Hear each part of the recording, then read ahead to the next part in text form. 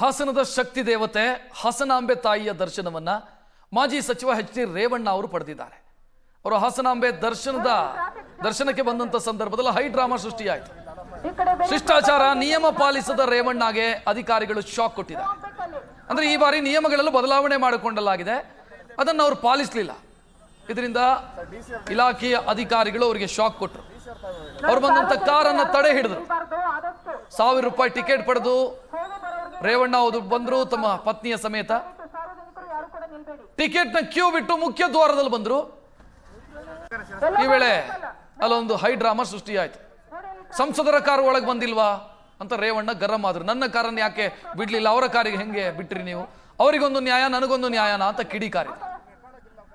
ಇವತ್ತು 5ನೇ ದಿನ ಹಾಸನಾಂಬೆಯ ದರ್ಶನ, 5ನೇ ದಿನ ರೇವಣ್ಣ ಪತ್ನಿ ಸಮೇತ ತಾಯಿಯ ದರ್ಶನ ಪಡಿತಾ ಇರುವಂತ ದೃಶ್ಯವನ್ನು ನೋಡ್ತಾ ಇದ್ದೀರಿ. ಇದಕ್ಕೂ ಮುಂಚಿತವಾಗಿ ಈ ಎಲ್ಲ ಹೈ ಡ್ರಾಮಾ ಸೃಷ್ಟಿಯಾಗಿದೆ.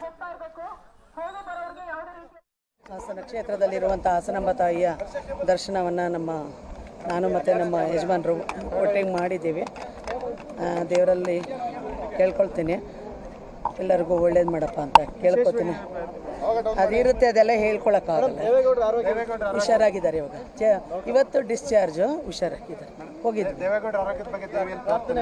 ಮಾಡಿದ್ದೀವಿ ಹಾಸನ ಕ್ಷೇತ್ರದಲ್ಲಿರುವ.